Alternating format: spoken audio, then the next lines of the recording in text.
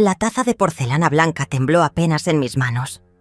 No por el peso del café recién colado, sino por algo más denso, más amargo. El silencio cargado que reinaba en la sala. Había pasado la mañana limpiando la cocina, como de costumbre, con el mismo delantal con bordados deshilachados que usaba desde hacía años, y el cabello recogido en un moño bajo, sin maquillaje, sin adornos, porque para mí, cuidar de los míos siempre fue suficiente. No necesitaba más, o eso creía. Eran las 10:15 cuando oí un golpe seco en la puerta de entrada. Me asomé por el pasillo, con la taza aún en la mano, y vi a mi nuera, Camila, arrastrando 3 bolsas negras de basura hasta el umbral. Bolsas pesadas, con forma de cosas que no deberían estar allí. Justo cuando quise preguntar qué hacía, vi una esquina familiar sobresaliendo de una de las bolsas. Una tela color marfil, amarillenta por los años, con encaje hecho a mano. Mi vestido de boda. Me detuve en seco. No pude hablar, no pude gritar, no pude ni siquiera respirar bien, porque en ese momento, justo cuando mi hijo apareció detrás de Camila con los brazos cruzados, entendí algo.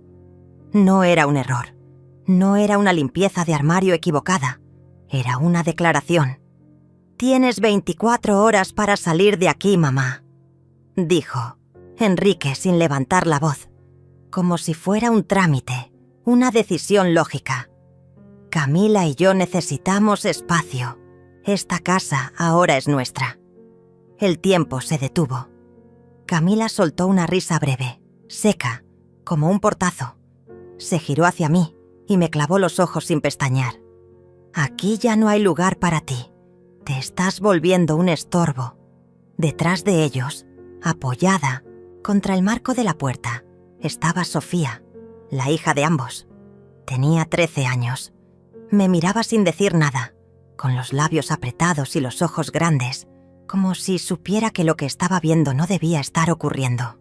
Como si entendiera, incluso más que sus propios padres, lo que significaba aquel acto.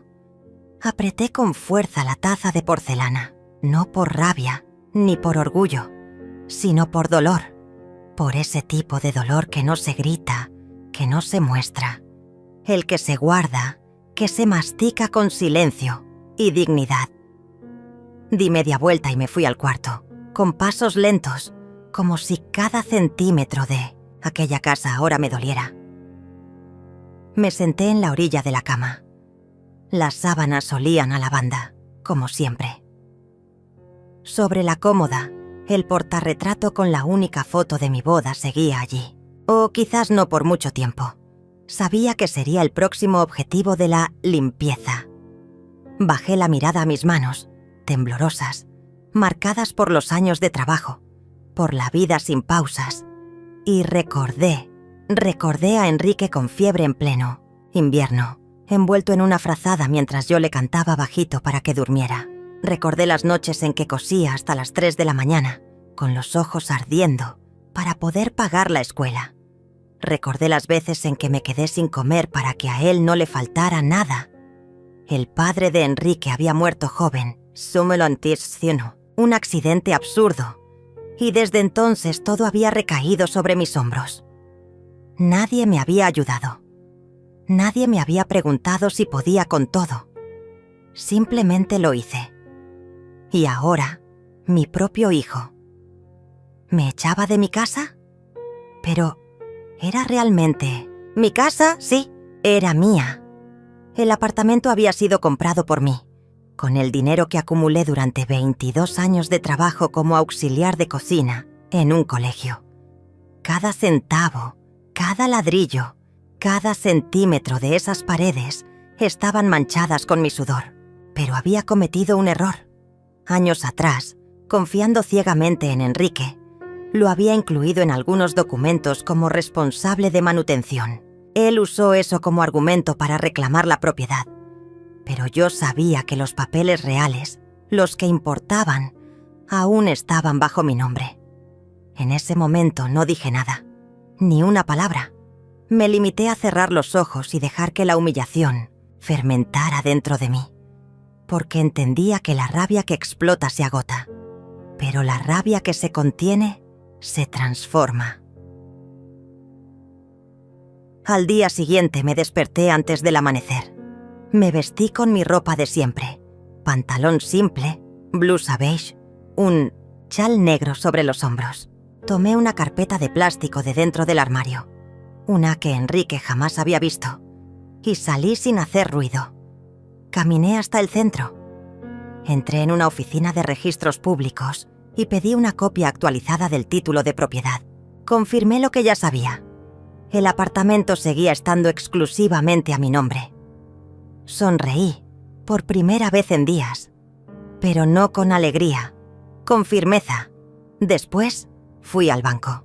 Cancelé el acceso online que Enrique tenía para ayudarme con las cuentas. Desactivé los cartões adicionales. Solicité un nuevo talonario, con mi firma exclusiva. Luego pasé por una ferretería. Compré pequeñas cámaras ocultas, de esas que parecen cargadores o lámparas, y una grabadora de voz. Instalé todo sin que nadie lo notara. Esa noche fingí dormir temprano, pero desde mi cuarto escuché cada palabra. ¿Cuándo se va?, preguntó Camila en voz baja. Mañana. Ya empaqué el resto de las cosas. Si no se mueve, yo misma la saco. Total, ya vivió lo suyo. Ridícula con ese vestido amarillo todo viejo. Parecía una mendiga. Enrique rió. Sofía, en el cuarto contiguo, no dijo nada, pero el silencio también es un testigo. Grabé todo, sin pestañear. Durante los días siguientes fingí obedecer. Empaqué lentamente algunas cosas, dejé otras olvidadas. Observaba cómo Camila comenzaba a cambiar la decoración, movía los muebles, hablaba por teléfono con una amiga sobre cómo transformar el lugar. Incluso mencionó ponerlo en alquiler si no se adaptaban. Todo quedó registrado. Pasaron 3 días. Salí por la mañana, como si fuera a caminar. Pero en lugar de eso, fui al despacho de un abogado. Entregué los documentos, las grabaciones, las pruebas, todo. El abogado apenas tardó unas horas en emitir una notificación judicial. Enrique y Camila debían abandonar el inmueble en un plazo de 15 días. El apartamento estaba legalmente registrado a mi nombre. Todo lo demás eran suposiciones, manipulaciones o mentiras. No volví a casa esa noche. Me quedé en la casa de doña Irene, una vecina de toda la vida, que me recibió sin preguntas. Desde mis habitaciones, allí, con mi celular, observé las cámaras en tiempo real. Vi el caos. Vi cómo Camila gritaba, cómo Enrique intentaba llamarme sin éxito, cómo Sofía, en silencio, recogía las cosas del suelo. Y no sentí placer, sentí justicia. El teléfono no dejó de sonar durante 2 días. Enrique insistía. Llamaba desde el celular, desde el fijo de la casa, incluso desde el número de la oficina. Pero yo no contesté ni una sola vez. No porque no tuviera nada que decir, sino porque ya lo había dicho todo con mis acciones. El silencio, cuando es deliberado, pesa más que cualquier grito. Y ahora, por primera vez en mi vida, yo tenía el control. Desde la casa de doña Irene, donde compartía una habitación sencilla con una cama de hierro y colchas antiguas, observaba todo a través de mi celular. Las cámaras instaladas en puntos estratégicos del apartamento me mostraban cada movimiento, cada gesto, cada palabra dicha a espaldas. Camila había comenzado a empacar cosas con rabia, arrastrando muebles, lanzando objetos al suelo. Enrique iba de un lado al otro, frustrado, sin saber cómo revertir la situación. ¿Y ahora qué hacemos?, le gritó Camila una noche, mientras él permanecía sentado en el sofá, con la cabeza entre las manos. Tú dijiste que ella no tenía cómo defenderse. Yo Yo no sabía que todo seguía a su nombre. Pensé que con los papeles de manutención... «Pensaste mal», escupió ella. «¿Y ahora? ¿Nos vamos con una mano adelante y otra atrás?» Podríamos intentar hablar con ella. Decirle que todo fue un malentendido. ¿Un malentendido? La echamos como a un perro. Desde la pantalla, los miraba sin mover un músculo. No por frialdad, sino por claridad. Por primera vez, ellos estaban expuestos. Por primera vez, su narrativa se caía a pedazos. Yo ya no era la mujer que servía el café en silencio, ni la que aguantaba comentarios hirientes mientras fregaba los platos. Era la dueña de esa historia, y estaba reescribiéndola. Al cuarto día la situación se volvió insostenible. Enrique apareció en la casa de doña Irene. Golpeó la puerta con suavidad, casi con vergüenza. Llevaba una camisa arrugada y las ojeras marcadas. Irene abrió apenas lo necesario para verlo. «¿Está mi madre?» «Está descansando», dijo la vecina firme. «Y no creo que quiera verte. Por favor, solo quiero hablar». Escuchaba desde la cocina. Me acerqué lentamente. Mi figura apareció detrás de Irene, delgada pero erguida, con una calma que contrastaba con el nerviosismo de mi hijo. «Déjalo pasar», dije sin emoción. Enrique entró y se sentó en la silla más cercana, como si no supiera dónde poner el cuerpo. Permanecí de pie, apoyada en el marco de la puerta. «Mamá, yo... no sé cómo llegamos a esto». No respondí. Camila estaba estresada. Yo también. Pensamos que sería lo mejor, que tú estarías más tranquila en otro lugar, más cómoda. Solté una breve risa por la nariz, no de burla, sino de incredulidad. «Cómoda, después de ver mi vestido en una bolsa de basura». Enrique bajó la mirada. No supo qué decir. «Toda mi vida te puse en primer lugar», continué con voz pausada. «Me callé cuando eras adolescente y me gritabas. Me callé cuando trajiste a esa mujer sin pedirme opinión. Me callé cuando empezaste a decirme cómo debía vivir en mi propia casa. Pero hay una línea, Enrique, y ustedes la cruzaron. Mamá, yo... No, no me llames así», lo interrumpí. «Porque un hijo que echa a su madre de su casa no merece ese título. No por una discusión, no por un mal momento, sino porque lo hizo convencido de que podía, de que tenía derecho». Saqué entonces una carpeta de mi bolso, la misma donde guardaba los papeles del apartamento. Pero esta vez había algo más. Fotografías, recibos, cartas e incluso un cuaderno escolar de Enrique, con su letra infantil y una dedicatoria. «Para la mejor mamá del mundo». Se lo puse todo frente a él, sobre la mesa. Todo esto lo guardé con amor, con esperanza, pero ahora lo dejo aquí. Ya no me sirve. Enrique me miró, con los ojos llenos de lágrimas. Pero yo no lloré, porque ya lo había hecho todo, porque mis lágrimas no me devolverían los años de silencio, ni la dignidad perdida, ni la compasión de mi propio hijo. «Tienes 10 días para entregar las llaves. ¿Ya hablaste con mi abogado?» Él asintió sin fuerzas. Se levantó, tomó los papeles y salió sin decir nada más. Cuando la puerta se cerró, volví a la cocina. Doña Irene me sirvió una taza de té de manzanilla. «¿Estás bien?» «Estoy viva», respondí. Por primera vez en mucho tiempo. 2 días después, mientras barría el patio trasero de la casa de Irene, apareció Sofía, sola, con una mochila a la espalda y una bolsa de papel en las manos. Tenía la cara pálida, pero decidida. «Abuela, necesito hablar contigo». Dejé la escoba a un lado. Mi nieta se acercó y me entregó la bolsa. Antes de que mamá lo tirara, lo guardé, lo lavé, lo planché. Abrí la bolsa con cuidado. Dentro estaba mi vestido de novia, doblado con cariño. Aún olía a lavanda. No entiendo por qué hicieron lo que hicieron, pero yo te vi, siempre te vi, y no estoy de acuerdo con ellos. No pude contener las lágrimas.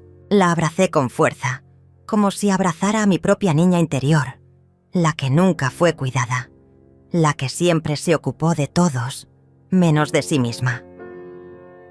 «Gracias, mi amor», susurré. «Gracias por ver». Sofía se quedó conmigo toda la tarde. Hablamos de todo y de nada. Tomamos té. Reímos, lloramos, como si el tiempo pudiera curar, al menos un poco, todo lo que se había roto. Pasaron los días. Enrique y Camila abandonaron el apartamento sin despedirse. Dejaron algunas cosas atrás, como si fueran basura. Pero yo no las toqué. No por rencor, sino porque ya no importaban. Volví a mi hogar con pasos lentos pero firmes. Lo primero que hice fue abrir todas las ventanas. Dejé que el aire nuevo barriera los restos del pasado. Pinté las paredes. Colgué nuevas cortinas. Volví a colocar mis fotografías, mis recuerdos, mis símbolos. Y un día, sin avisar, Enrique tocó el timbre. Lo miré a través del ojo mágico. Dudé, pero abrí. «¿Qué quieres?» «Solo saber si puedo verte. Hablar». Lo dejé pasar. Me senté frente a él. Lo escuché. «No espero que me perdones, pero quiero reparar. Empezar de nuevo». Lo observé largo rato. Luego fui a la cocina. Serví 2 tazas de café y volví. Le dejé una taza frente a él, pero no tomé asiento. «Esto no es perdón. Es un inicio, pero necesitas merecerlo». Enrique asintió. Bebió en silencio y por primera vez pareció escuchar. Desde entonces comenzó a visitarme una vez por semana, sin Camila, solo. A veces ayudaba con cosas de la casa, otras simplemente escuchaba. Sofía, en cambio, venía todos los sábados. Se sentaba en la cocina conmigo, tomábamos té de manzanilla y hablábamos de la vida. Le enseñé a tejer, a preparar dulces, a distinguir los silencios que dicen más que las palabras. Y aunque el pasado no podía borrarse, la dignidad había vuelto a su lugar. Un día, mientras guardábamos juntas los adornos de la vieja vitrina, Sofía me preguntó: «¿Te arrepientes de algo, abuela?» Pensé un momento. Luego negué con la cabeza. No, porque ellos pensaban que me estaban echando de mi casa, y lo único que hicieron fue devolverme a mí misma. Sofía sonrió. Y por primera vez, yo también. El apartamento olía distinto. A pintura fresca, sí, pero también a algo más, a ausencia, a cierre de ciclo. Pasaba los días entre plantas, libros viejos y un cuaderno nuevo donde escribía frases que alguna vez callé. No era una escritora, pero las palabras me salían como si llevaran años empujando por salir. Frases sueltas, recuerdos, preguntas que jamás hice. ¿Por qué dolió tanto verte crecer y alejarte? ¿Dónde quedó la niña que fui? ¿Cuánto tiempo puede una mujer vivir sin ser vista? Las escribía en letra redonda, con un bolígrafo azul, y luego las guardaba en la mesita de noche, como quien protege un secreto valioso. Sofía seguía visitándome todos los fines de semana. A veces traía pasteles, otras, libros de la escuela. Notaba cómo me observaba en silencio, como si buscara entender no solo el pasado, sino también su propia historia futura. Una tarde, después de merendar, me mostró una fotografía que había impreso en papel mate. Era una imagen borrosa, tomada desde lejos. Mostraba a mí misma sentada sola en un banco del parque, mirando hacia el lago. «La tomé hace 2 años», dijo bajando la mirada. «Estabas tan sola». Me dolió. Sostuve la foto por un momento. El silencio llenó la habitación. Luego, la coloqué en la repisa, al lado de una vela blanca. «Gracias por mirar», susurré. Mientras tanto, Enrique seguía apareciendo esporádicamente, nunca sin avisar, siempre con algo en las manos: pan fresco, flores, un marco para una foto. Hablaba poco, escuchaba más, no mencionaba a Camila, no pedía perdón, pero su presencia era un intento, torpe pero sincero, de recomenzar. Lo recibía, sin sonrisa pero también sin reproches. Era una tregua silenciosa, sostenida por la necesidad mutua de no perdernos del todo. Una tarde lluviosa, tocó a la puerta más temprano de lo habitual. Traía un sobre amarillo bajo el brazo y un abrigo empapado. Lo dejé entrar. Preparé té caliente. Nos sentamos. «Quiero mostrarte algo», dijo abriendo el sobre. Dentro había documentos, papeles notariales. Enrique deslizó uno hacia mí. «Vendí mi coche y el apartamento que estaba pagando con Camila. También lo dejé. No quiero nada que venga de esa relación. Este dinero es tuyo, para lo que tú quieras. Para empezar otra cosa, para ti». No toqué el papel. ¿Por qué ahora? Porque me equivoqué. Porque lo vi todo tarde. Porque... Tú tenías razón. Siempre tuviste razón. Yo no te protegí. Te traicioné. Bajé la mirada. Luego lo miré directo a los ojos. No quiero tu dinero. Ya tuve que pagar demasiado para recuperar lo que era mío. Pero puedes dejar ese sobre ahí. Quizás un día decida qué hacer con él. Enrique asintió. No insistió. La relación con Camila, por otro lado, se volvió un muro. No volvió a llamarme. No preguntó por Sofía. Ni siquiera envió un mensaje después de dejar el apartamento. No me sorprendió. Algunos silencios, entendí, son definitivos. Y no duelen por lo que faltan, sino por lo que revelan. Pasaban los meses.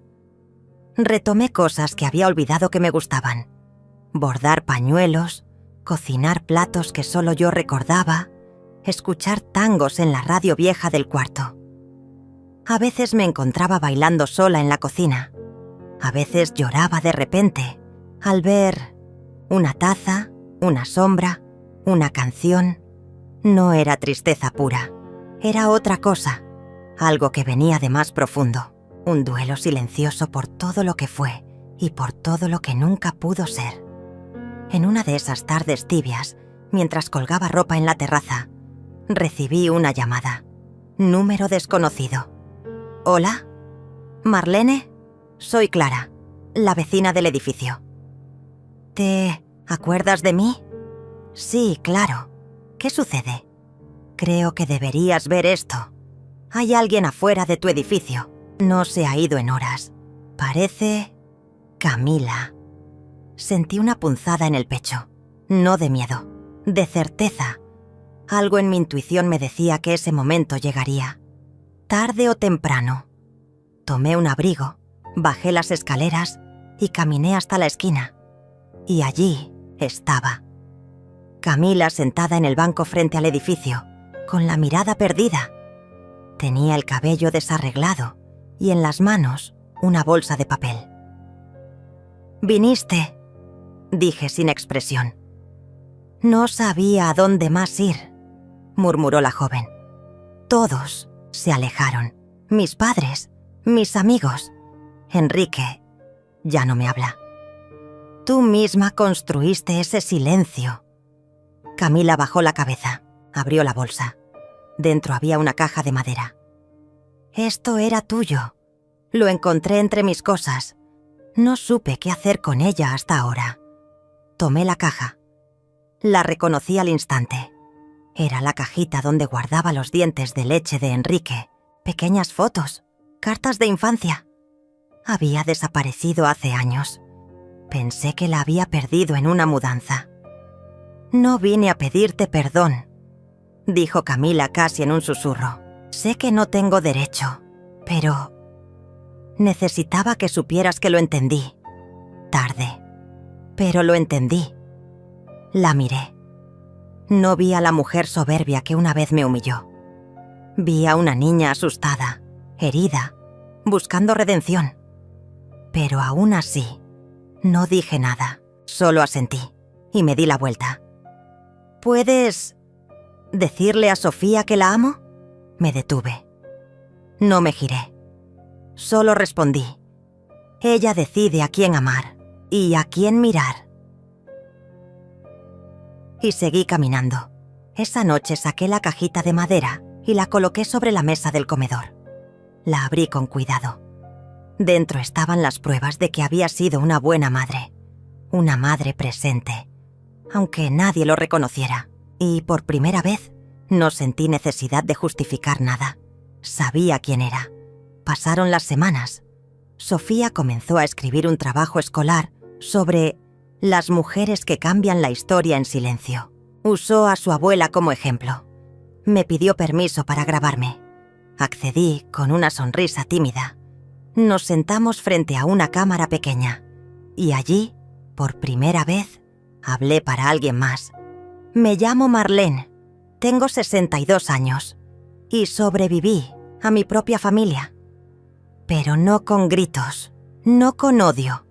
Lo hice volviendo a mí misma, aprendiendo que no hay edad para decir basta, que ser vista no es un lujo, es un derecho, y que hay dolores que no se curan, pero se transforman en fuerza. El video se volvió viral dentro de la escuela, luego en redes. La gente comenzó a escribirme cartas, mujeres mayores, jóvenes confundidas, hijas, madres, todas diciéndome lo mismo. Te vi, me vi en ti. Una mañana encontré en mi buzón una pequeña carta sin remitente. Decía solo una frase. Gracias por no rendirte. Me diste valor para volver a empezar. No había firma, pero el papel tenía marcas de lágrimas. Guardé esa carta en la misma cajita. La coloqué entre las fotos y los dientes de leche. Y esa noche, por primera vez en muchos años, dormí profundamente. Comencé a caminar cada mañana al amanecer. No por ejercicio, sino por respirar. Por ver cómo la ciudad despertaba sin el peso de lo que fue. Pasaba por las mismas calles que una vez crucé cargando bolsas de mercado para alimentar a una familia que ya no me necesitaba. Pero ahora iba sola, con un termo de café y un pañuelo de hilo en el bolsillo. A veces saludaba al panadero. Otras me detenía frente al escaparate donde solía mirar vestidos que nunca compré. Me permitía mirar, solo mirar, como quien, después de mucho tiempo en la sombra, se reconcilia con la luz. Una de esas mañanas, vi a Enrique en la cafetería donde solíamos ir cuando él era pequeño. Estaba solo, con los codos sobre la mesa, mirando el teléfono sin expresión. Nunca lo había visto así, desarmado. Dudé por un instante, pero entré. El timbre sobre la puerta sonó, y Enrique alzó la vista. Nuestros ojos se encontraron. No nos dijimos nada. Me senté frente a él. ¿Estás bien?, pregunté como si fuera la primera vez. No lo sé, respondió él dejando el teléfono a un lado. Siento que todo se me fue de las manos. Asentí, pero no desde la compasión, desde la verdad. A veces perderlo todo es la única forma de encontrar lo que importa. Enrique bajó la mirada. Sus dedos tamborileaban sobre la mesa. Luego sacó del bolsillo una foto arrugada. Me la extendió. Era una imagen vieja, de él con 5 años, en la playa, conmigo sujetándolo para que no cayera en las olas. ¿Te acuerdas de ese día? Tomé la foto. Claro, fue la primera vez que viste el mar. Me dijiste que parecía infinito y te dio miedo. Yo te dije que no importaba el tamaño del mar, si sabías que alguien te esperaba en la orilla. Enrique tragó saliva. Quisiera poder volver a ese momento, a agarrarme de ti otra vez. Respiré hondo. Luego le devolví la foto. Todavía puedes, pero no como antes. No como un niño, como un hombre que asume sus errores y elige ser distinto. Él asintió. No hubo más palabras, solo un silencio largo, necesario, donde el perdón no se dijo, pero se intuyó. Esa noche saqué del armario mi viejo vestido de bodas. Lo había rescatado del contenedor de basura aquel día en que todo se vino abajo. Estaba sucio, arrugado, con olor a humedad, pero aún conservaba algo sagrado. No por el matrimonio en sí, sino por lo que significó entonces. Esperanza. Decidí llevarlo a una costurera del barrio, una mujer mayor, de manos ágiles y ojos sabios. ¿Cree que se puede salvar?, pregunté. La costurera lo examinó con delicadeza. No será como antes, pero a veces lo que ha sido roto y remendado tiene más historia, más alma. Sonreí. Dejé el vestido. Caminé a casa con una sensación extraña, como si por fin pudiera cerrar esa herida no con olvido, sino con cuidado. Sofía, por su parte, seguía construyendo un puente entre generaciones. Había enviado el video mío a un concurso escolar. Lo titularon Voces que no se escuchan. Ganó el primer lugar. Me invitaron a hablar en una pequeña conferencia. Dudé, pero Sofía insistió. Las mujeres como tú no deben quedarse en la sombra. Si tú hablas, otras van a encontrar su voz también. Y así, subí a un pequeño escenario, con una blusa sencilla y una mirada firme. Hablé sin notas, solo desde el alma. Me tomó 6 décadas entender que mi historia importaba, que callar no era nobleza, era dolor. Pero cuando empecé a hablar, no para gritar, sino para recordar, sané. A todas las mujeres invisibles, ustedes también están aquí y merecen ser vistas. Las jóvenes aplaudieron, algunas lloraron. Una de ellas, de unos 20 años, se me acercó después. Mi madre también fue echada de su casa. Por mi padre. Nunca lo contó. Hasta hoy. Gracias por abrir esa puerta. No sabía qué responder. Solo abracé a la chica. En casa, una tarde cualquiera, recibí un paquete sin remitente. Era el vestido, restaurado, con una nota. La tela del alma no se rompe tan fácil. Lo colgué en mi habitación, no como recuerdo de un amor perdido, sino como símbolo de todo lo que sobreviví. Enrique comenzó a visitarme más seguido. A veces con Sofía, a veces solo. Cocinábamos juntos, arreglábamos cosas, hablábamos del pasado sin culpas, del presente sin miedo. No reconstruimos todo, pero sí algo real. Un día, mientras tomábamos café en la terraza, le pregunté, ¿la extrañas? Enrique no necesitó que dijera el nombre. Camila no me necesita, nunca me necesitó. Pero yo confundí su fuerza con amor y su desprecio contigo. Fue el peor error que cometí. El amor no humilla, dije bajando la mirada. El amor cuida. Aprendí eso. Tarde. Lo miré. Le tomé la mano. Era la primera vez desde todo lo ocurrido. Pero aprendiste. Y eso ya es algo. La vida comenzó a tomar ritmo. No perfecto, pero real. Me apunté a clases de cerámica. Descubrí el placer de crear algo con mis manos, de moldear el barro con firmeza, como si cada pieza fuese una extensión de lo que yo misma estaba reconstruyendo por dentro. Una mañana, mientras organizaba papeles antiguos, encontré una carta escrita por mi madre años atrás. Nunca la había leído. La carta decía: Hija, sé que la vida no ha sido suave contigo, pero tienes algo que yo nunca tuve. Coraje para quedarte de pie, incluso cuando todos te dieron la espalda. Si alguna vez dudas de tu valor, recuerda que ser mujer es resistir, pero también elegir cuándo dejar de resistir para empezar a vivir. Lloré sobre esa carta. Lágrimas distintas, de raíz profunda, de reconocimiento, como si mi madre, aunque ya no estuviera, por fin me hubiese mirado.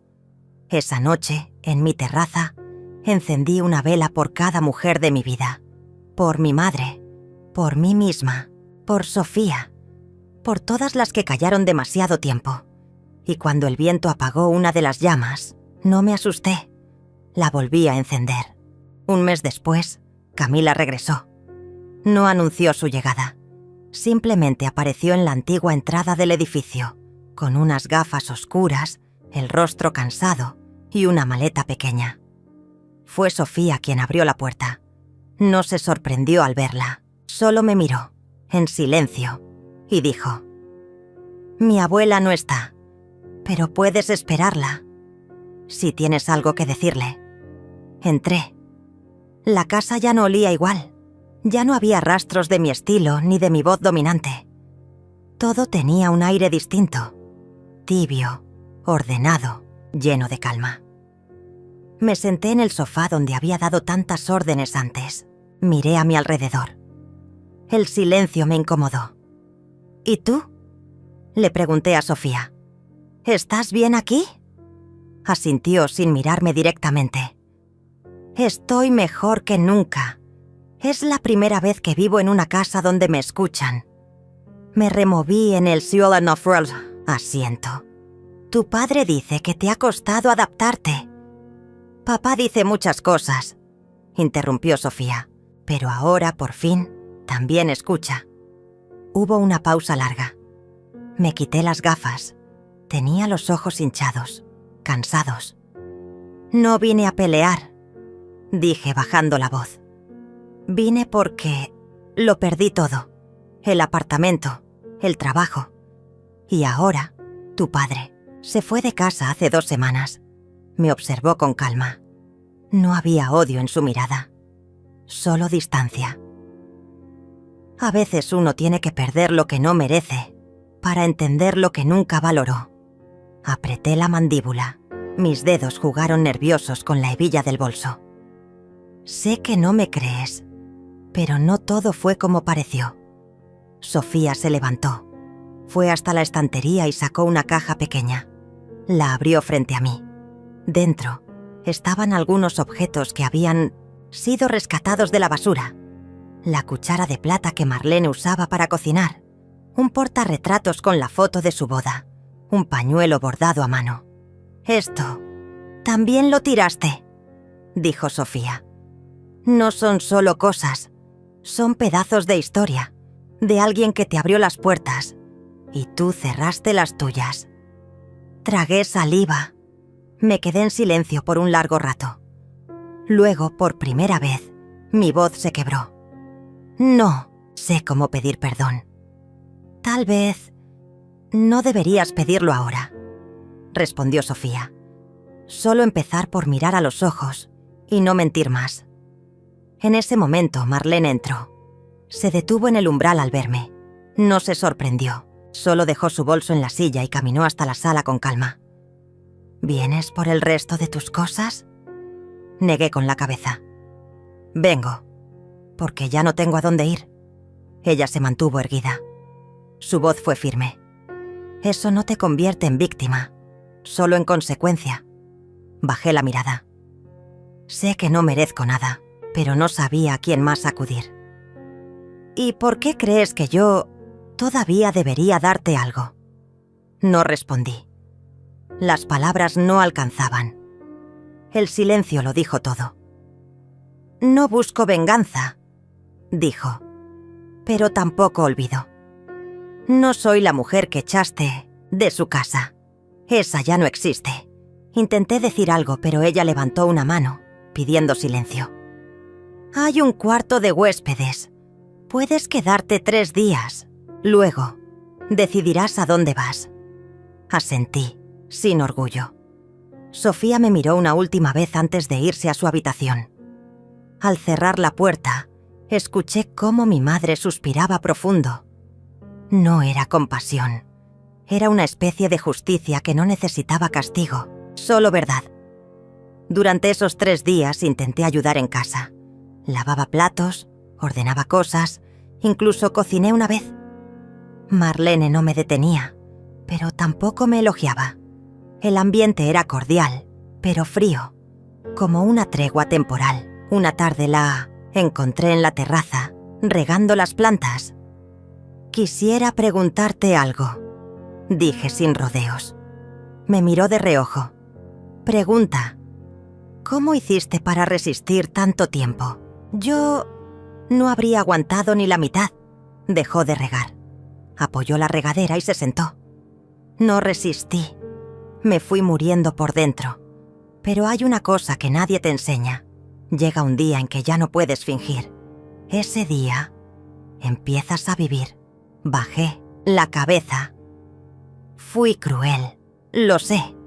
Pensaba que el poder era tener control. Ahora entiendo que el verdadero poder es no necesitar dominar a nadie. Lástima que lo entiendas, cuando ya no tienes a quién dominar. No lloré, pero mis ojos se llenaron de algo parecido a remordimiento. ¿Crees que alguna vez podrías perdonarme? Me miró por un largo rato. Luego se puso de pie. El perdón no es una palabra, es una consecuencia, y tú todavía estás muy lejos de merecerla. Esa noche me fui. No hice ruido, solo dejé una nota sobre la mesa. Gracias por no humillarme. Aunque yo sí lo hice contigo. Espero algún día hacer algo bueno, aunque sea pequeño, para cambiar lo que fui. Marlene quemó la nota en un cenicero. Miró cómo las letras se convertían en ceniza. No por odio, sino por cierre. Luego salió al balcón y vio a Sofía sentada, leyendo. ¿Te sientes bien, abuela? Sí, mejor que en años. ¿Y si vuelve? Entonces tendrá que mirar su reflejo, sin maquillaje. Sofía se rió. Se levantó y la abrazó. Era la primera vez que sentía, sin dudas, que mi historia ya no era una carga. Era una brújula. Al día siguiente, Enrique apareció. Llevaba una caja con libros antiguos. La puso sobre la mesa. «Son tuyos. Siempre lo fueron. Pensé que te gustaría recuperarlos». Abrí la caja. Dentro estaban los cuentos que le leía a Enrique cuando era niño. Uno de ellos, con una dedicatoria en su letra infantil, «Para la mejor mamá del mundo, que nunca se cansa». Me quedé mirando esa frase durante minutos. «Tardé demasiado en volver a leer esto», dijo Enrique.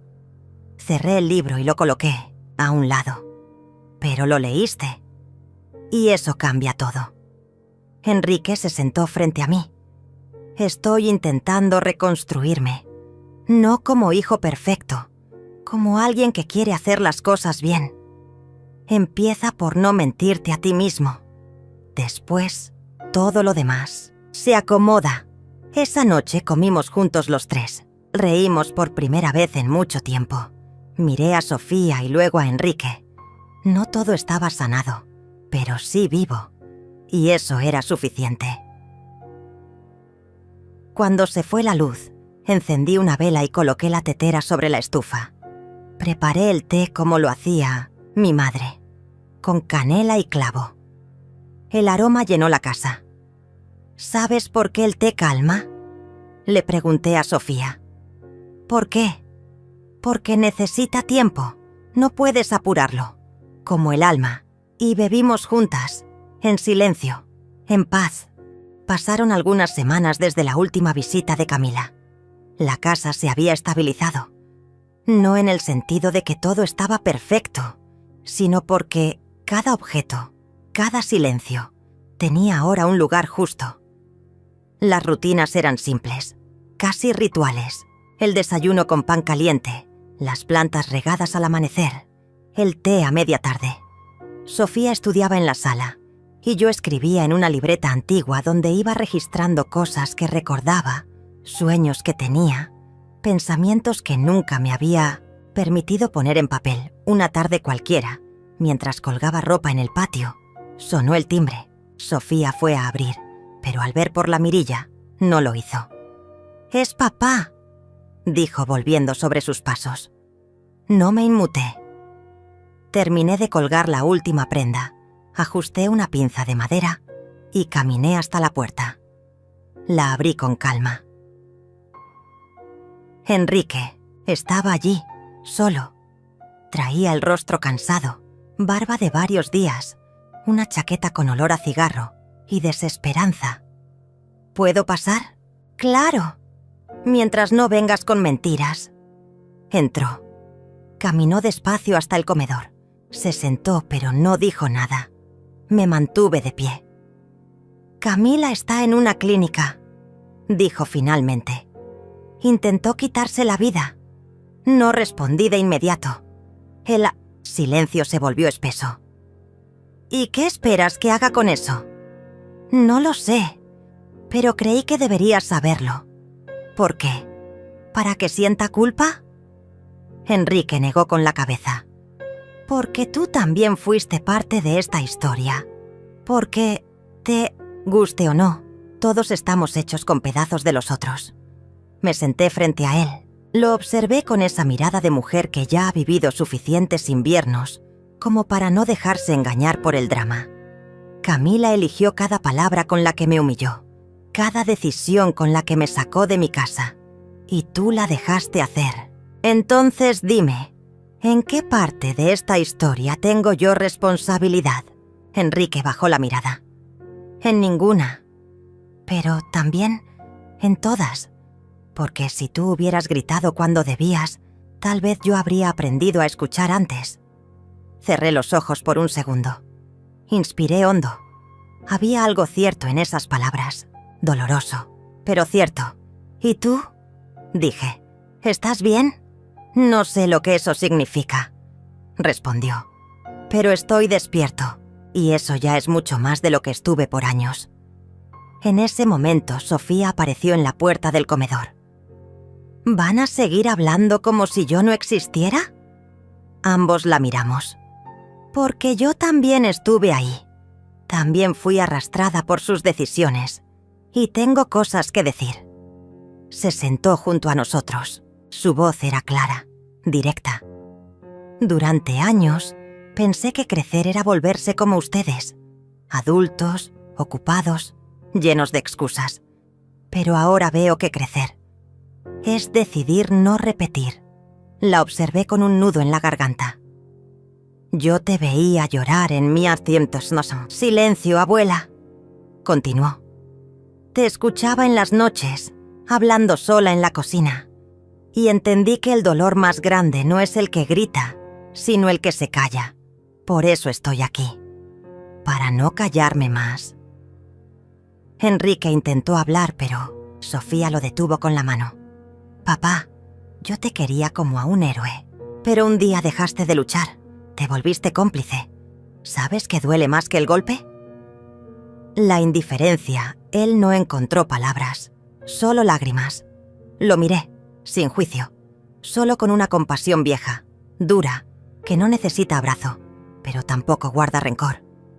Entonces, dije, ¿qué hacemos ahora? Sofía se encogió de hombros. Tal vez empezar por hacer lo que nunca hicieron. Escuchar, sin querer tener razón, sin buscar culpables, solo escuchar. Enrique asintió. Fue un gesto pequeño, pero real. Esa noche, por primera vez en muchos años, los tres compartimos la cena sin silencios tensos, ni conversaciones vacías. Hablamos de libros, de películas antiguas, de cosas simples. Reímos. Sofía nos mostró un dibujo que había hecho de la casa, con árboles, con ropa colgada al sol, con una ventana abierta. ¿Sabes por qué la dibujé así?, preguntó. ¿Por qué?, respondí. Porque esta casa volvió a respirar. Era verdad. Las paredes ya no eran testigos de gritos ni órdenes, eran cómplices de nuevas historias, de reconstrucción. Al día siguiente, Enrique se quedó en la sala mientras salía a hacer compras. Al revisar unos papeles sobre la mesa, encontró un sobre con su nombre. Lo abrió. Era una copia de mi testamento. Lo leyó. Sin esperarlo, ¿qué decía? El apartamento, mis ahorros, incluso mi modesta colección de libros, todo estaba destinado a Sofía. No a él, no a Camila. Al volver lo encontré sentado, con el sobre en las manos. ¿Lo encontraste? Sí. ¿Y entonces qué? ¿Sientes? Enrique levantó la mirada. No había rabia, solo reconocimiento. Que lo mereces, que ella lo merece, que yo tengo que construir algo por mí mismo, no esperar herencias que no supe cuidar. Me acerqué. Le acaricié el rostro por primera vez en años. Ese es el hijo que crié, no el que se dejó apagar. Enrique asintió, con los ojos húmedos. Voy a empezar de nuevo, aunque sea tarde. Nunca es tarde si dejas de mentirte. Pasaron los días. Camila seguía internada. Enrique la visitaba con regularidad. Le llevaba libros. Escribía cartas que ella aún no leía. No era un regreso, era un proceso. Una tarde, Sofía llegó del colegio con una invitación para un concurso de escritura. Había enviado un texto basado en mí. El tema era la mujer que cambió mi historia. Cuando leí las palabras de Sofía, no pude contener las lágrimas. No por tristeza, sino por algo más fuerte. Validación. Nunca pensé que alguien escribiría sobre mí. Pues prepárate, dijo Sofía, porque ahora el mundo va a conocerte, no como víctima, como inspiración, y así fue. El texto fue seleccionado. Subí al escenario del auditorio escolar y recibí un pequeño homenaje. No por ser madre, no por ser abuela, sino por ser una mujer que no se quebró. Esa noche, al llegar a casa, encendí una vela y escribí en mi libreta. No me devolvieron el pasado, pero recuperé algo más valioso, el respeto por mí misma, y cerré la libreta. No para olvidar, sino para empezar un nuevo capítulo. La casa olía a pan horneado esa mañana. Era domingo, y el sol entraba por las ventanas como si quisiera acariciar los objetos olvidados del tiempo. Yo estaba en la cocina, con las manos enharinadas, mientras Sofía leía en voz baja sentada junto a la mesa. El aire era espeso de memoria, pero liviano de culpa. ¿Sabes qué soñé anoche?, pregunté sin apartar la vista de la masa que amasaba. ¿Qué soñaste? Que estaba en la estación de tren con tu abuelo. Yo tenía una maleta en la mano y él me decía: «Es hora de volver a ti». Sofía cerró el libro. ¿Y volviste? Sonreí apenas. Estoy volviendo. El timbre sonó. Ambas nos miramos. Me limpié las manos en el delantal, pero Sofía ya se había adelantado. Abrió la puerta. Enrique estaba allí, con un ramo de flores silvestres. No las compradas en floristería, sino recogidas del campo. «Para ti», dijo extendiéndomelas. «No por lo que fuiste, por lo que estás siendo». Tomé las flores. No dije nada, pero mis ojos hablaron por mí. Enrique entró, dejó su chaqueta sobre una silla y fue hasta Sofía. «¿Te puedo pedir un favor?» «Depende», dijo ella desconfiada. «Necesito que vengas conmigo a un lugar». ¿Ahora? Sí. Los observé sin intervenir. Sofía accedió. Salieron juntos. Caminaron unas cuadras, tomaron un autobús y bajaron frente a un edificio blanco, con ventanas estrechas. Era la clínica donde Camila estaba internada. Sofía lo miró con recelo. ¿Estás seguro? No vine a pedirte que la perdones, solo quiero que escuches. Entraron. El pasillo olía a desinfectante y resignación. Una enfermera los condujo hasta una sala de visitas. Camila estaba allí, más delgada, con el rostro pálido y los ojos hundidos. Al ver a Sofía, su cuerpo se tensó, pero no dijo nada. Enrique tomó la palabra. «Camila». Ella aceptó venir, solo eso. No tiene que decir nada. Camila asintió. Pasaron unos segundos eternos. Sofía miró a su madrastra como si la viera por primera vez. No con odio, con distancia, como quien intenta entender el mecanismo de un reloj roto.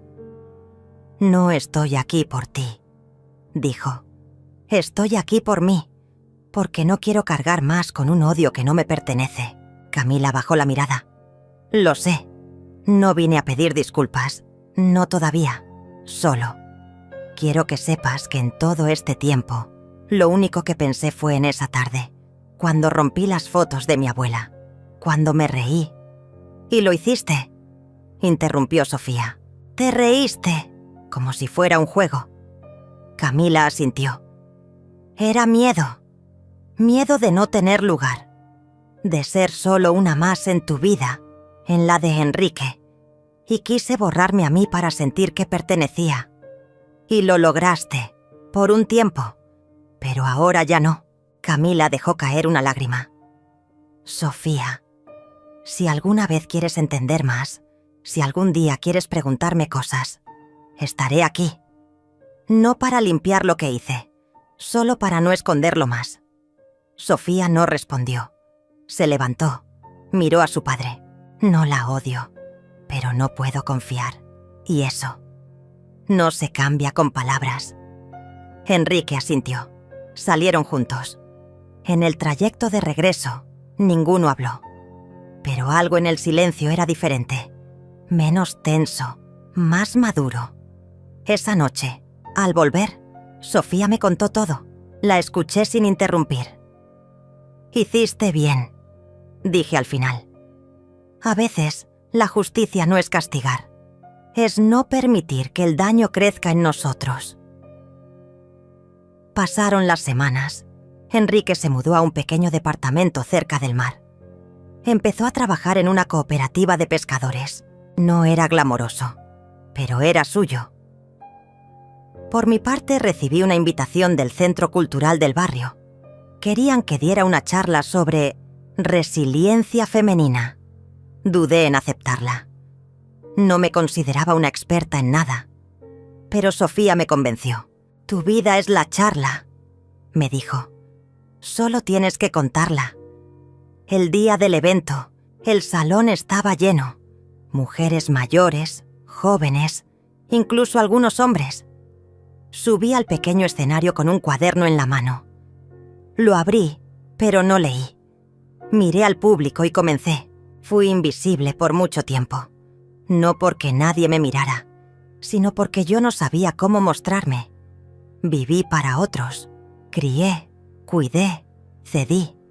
Y un día descubrí que me habían desocupado, como si yo fuera un mueble viejo. El silencio era absoluto. Me echaron de mi casa, literalmente. Me dijeron que no había más espacio para mí. Y en ese momento, creí que mi historia había terminado. Pero estaba equivocada, porque la historia que empieza con un desalojo puede terminar con un regreso. Al terminar, el aplauso fue unánime. Pero más que el ruido de las palmas, sentí algo más profundo, el eco de haber sido escuchada. Días después, recibí una carta. Era de Camila. No pedía perdón, solo narraba su infancia, sus heridas, sus miedos. La leí entera. No porque quisiera reconciliarme, sino porque entendía que el dolor ajeno no siempre justifica, pero sí explica. Una mañana, mientras tomaba mi café, vi a Sofía con una cámara. «¿Qué haces?» «Un documental. Sobre ti. Sobre mujeres como tú. Invisibles, pero invencibles». «¿Y por qué yo?» «Porque el mundo necesita saber que no hay edad para empezar de nuevo. Y tú, eres la prueba». Sonreí. Miré por la ventana. Afuera, los árboles se movían con el viento. Y por primera vez en muchos años, sentí que no tenía miedo del futuro. Esa tarde, Enrique pasó a dejar una caja. «Encontré esto en el altillo del departamento. Es tu vestido de boda, el original». Camila no lo quemó, solo lo escondió. Abrí la caja. Ahí estaba. Amarillento, arrugado, pero intacto. Lo saqué con cuidado, como si fuera una herida cerrada que ya no dolía. Gracias por devolvérmelo. No es mío. Nunca lo fue. Lo colgué en el cuarto de huéspedes, no como reliquia, sino como testigo. Ya no necesitaba usarlo, pero merecía estar allí, visible, como yo. Esa noche, mientras el viento golpeaba suavemente las ventanas, escribí en mi cuaderno una última frase. Fui desechada, pero no rota. Fui olvidada, pero no ausente, porque cada vez que una mujer se levanta del suelo, todas nos levantamos con ella. Y apagué la luz. El invierno se anunciaba temprano ese año. Las mañanas amanecían cubiertas por una niebla espesa que se colaba entre los árboles, como si el mundo quisiera envolverlo todo en silencio. Yo había vuelto a mi rutina. Caminar temprano, preparar mi desayuno con calma, leer los titulares del diario local aunque nada me sorprendiera demasiado, y luego sentarme en mi rincón de siempre, junto a la ventana, con una taza de té caliente entre las manos. Pero algo era distinto. Yo era distinta. La casa, que antes parecía grande y vacía, ahora respiraba conmigo. Había pequeños cuadros, nuevos en las paredes, libros que Sofía dejaba estratégicamente abiertos, una alfombra tejida a mano que yo había traído del mercado artesanal. Nada de lujo, pero todo con sentido. Una mañana encontré una nota pegada en el espejo del baño. Era de Sofía. Hoy tenemos entrevista con la periodista. No te asustes, solo quiere conocerte. Quiere conocer nuestra historia. Suspiré. No, me gustaba hablar de mi historia, como si fuera una película. Para mí todo había sido demasiado real, pero acepté. A las 4 en punto tocaron la puerta. La periodista era joven, con gafas gruesas y una grabadora en mano. Se presentó como Clara y se sentó con la reverencia de quien sabe que está frente a algo valioso. ¿Le molesta si grabamos?, preguntó. Negué con la cabeza. La conversación fluyó. Clara no interrumpía, solo escuchaba. Hablé sin ensayar. Recordé mi infancia en el campo, mi adolescencia en una ciudad donde todo era gris menos mis sueños, el matrimonio temprano con un hombre que no me miraba, la maternidad sola, los trabajos a medio tiempo, las noches sin dormir. Nunca me sentí protagonista de nada, dije, hasta que me echaron. Clara levantó la vista. ¿Y qué cambió entonces? Que ya no tenía nada que perder, ni techo, ni respeto, ni pertenencia. Y en esa pérdida me encontré. La periodista terminó la entrevista con lágrimas en los ojos. Me agradeció y me pidió permiso para usar mi historia en una columna sobre mujeres que resurgen. Acepté, no por vanidad, sino porque sabía que en algún lugar otra mujer estaba siendo echada y necesitaba saber que no estaba sola. Días después, la nota se publicó. El artículo se titulaba «Ella volvió cuando todos la dieron por fuera». No decía mi nombre completo, pero era evidente que era yo. El texto se volvió viral en el círculo local. Mujeres de todas partes comenzaron a enviar cartas, mensajes, correos. Algunas querían agradecerme, otras contar sus propias historias. Incluso hombres escribieron, confesando que no sabían cuánto dolor podían generar con una simple decisión.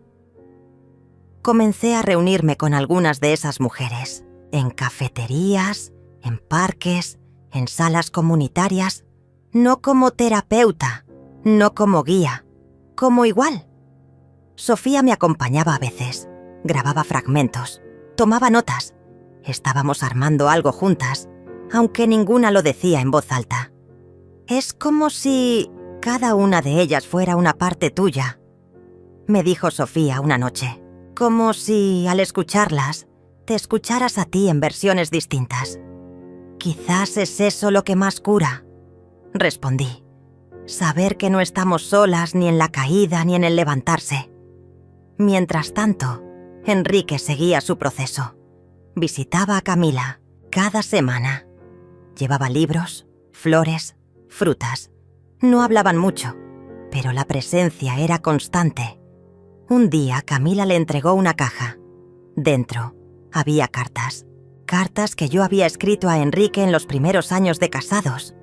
Ella las había guardado, en secreto. No las leí todas, confesó Camila. Pero las sentí, y eso me hizo entender cosas que antes no quería ver. Enrique me las llevó. Las reconocí al instante. Pensé que se habían perdido. Ella las guardó. No supe cómo reaccionar. No era perdón. No era reparación. Pero era algo. Un gesto. Un puente, aunque tembloroso. Decidí no decir nada. Solo volví a leerlas, una por una. Lloré con algunas, sonreí con otras. Y al final, las volví a guardar. Esta vez, en mi propia caja. No para esconderlas, para recordarme quién había sido. Pasaron los días. La escuela de Sofía organizó una exposición sobre memoria y raíces. Cada alumno debía presentar un objeto que representara a alguien de su familia. Sofía eligió mi vestido de boda. ¿Estás segura?, le pregunté. No quiero que se burlen. No me importa, es hermoso. Y es tuyo, y me representa más que cualquier otra cosa. El día de la exposición, el vestido colgaba en un perchero junto a una foto mía de joven. Muchos se acercaban a preguntar. Algunos se emocionaban. Una profesora me pidió que diera unas palabras. Accedí. Este vestido fue lo primero que me hizo sentir que tenía un lugar. Luego, lo perdí. Y cuando creí que todo se había terminado, lo recuperé. No como símbolo de un matrimonio, sino como símbolo de mí misma. Porque a veces hay que perderlo todo para entender qué cosas valen la pena recuperar. La ovación fue espontánea. Esa noche, al volver a casa, encontré a Enrique en la puerta. Tenía el rostro cansado, pero tranquilo. ¿Puedo pasar? Claro. Nos sentamos en el living. Él sostuvo una taza de té entre las manos, igual que yo. No vine a pedir perdón, dijo Enrique. Vine a decir que te veo. Por primera vez en mucho tiempo, te veo. Lo miré. No con rencor, con calma. Y ahora que me ves, ¿qué harás con eso? Enrique suspiró. Aprender, desaprender, y quizás algún día merecer tu confianza de nuevo. No hubo abrazo, no hubo promesas, pero hubo algo más fuerte: respeto. Al despedirse, Enrique miró alrededor. Esta casa huele distinto. Es el pan de anís. Sofía lo hizo. Ah, entonces es eso. Ese olor huele a nuevo. El otoño avanzaba como una melodía suave, envolviendo la ciudad con tonos ocres y un viento que parecía susurrar despedidas. Las hojas caían lentas, una a una, como los últimos pedazos de una vida vieja que se alejaba para siempre. Caminaba con calma por la feria local. Mi bufanda era tejida a mano, regalo de una mujer que conocí en uno de los encuentros. Tenía las manos llenas de pequeños objetos: una mermelada casera, un libro usado, una vela de lavanda. Cosas simples, cosas mías. La mujer que un día fue echada de su propio hogar con una maleta en la mano, ahora caminaba erguida. No había gritado. No había buscado venganza. Solo me había reescrito, parte por parte. Esa tarde, Sofía me esperó en casa con una sorpresa. Había preparado una pequeña exposición en la sala. En una mesa estaban algunos objetos: la tetera azul, el vestido de bodas restaurado, fotos de la infancia de Enrique, una carta doblada, un par de llaves viejas y una cámara, pequeña, Sobre todo una frase escrita a mano en un cartel blanco. Recuperar no es volver atrás, es traer contigo lo que nunca debió perderse. Me quedé sin palabras. Me acerqué a cada objeto como si fuera un altar, y lo era. Un altar íntimo a mi propia memoria.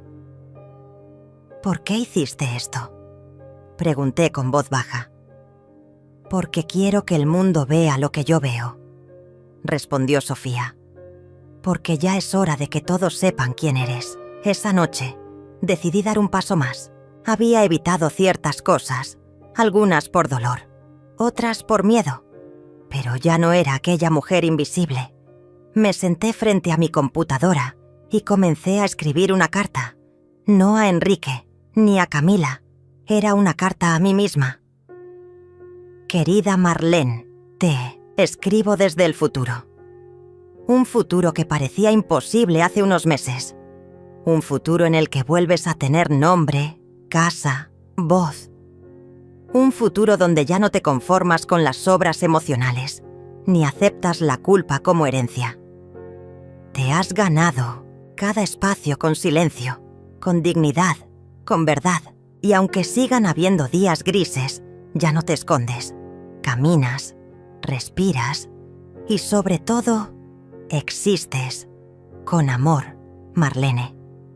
Imprimí la carta, la doblé y la guardé en mi caja de madera, junto a las otras cartas que había escrito en el pasado. Esta era distinta. Era para no olvidarme jamás de lo lejos que había llegado. En las semanas siguientes, la vida siguió su curso. Enrique venía cada tanto. No intentaba ocupar espacio, solo estar. Camila no volvió. No hubo mensajes ni disculpas, solo un silencio definitivo. Y estaba bien. No todo se repara, no todo debe volver. Algunas ausencias son también un descanso. Sofía comenzó un proyecto escolar basado en mí. Lo llamó Mujeres que Renacen. Entrevistó a otras mujeres, hizo collages, escribió poemas. Una de sus profesoras le propuso postular el trabajo a un concurso nacional. ¿Y qué pasa si ganamos?, pregunté. Entonces viajas conmigo a Buenos Aires, a contar tu historia frente a cientos de personas. Reí, no por burla, por incredulidad. ¿Yo? ¿Hablar frente a cientos? Tú ya hablaste sin decir una palabra, abuela. Solo falta que lo escuchen todos. El día de la premiación llegó. El salón estaba lleno. Familias, cámaras, luces. Me senté en la primera fila, con las manos temblando. Sofía presentó su trabajo con seguridad. Mencionó el exilio emocional, la injusticia silenciosa, el poder de reconstruirse. Habló de mí como de una heroína cotidiana. Cuando me llamaron al escenario, no supe qué decir, pero subí. Miré a la audiencia y hablé. A mí me echaron de mi casa, no con gritos, con algo peor, con indiferencia.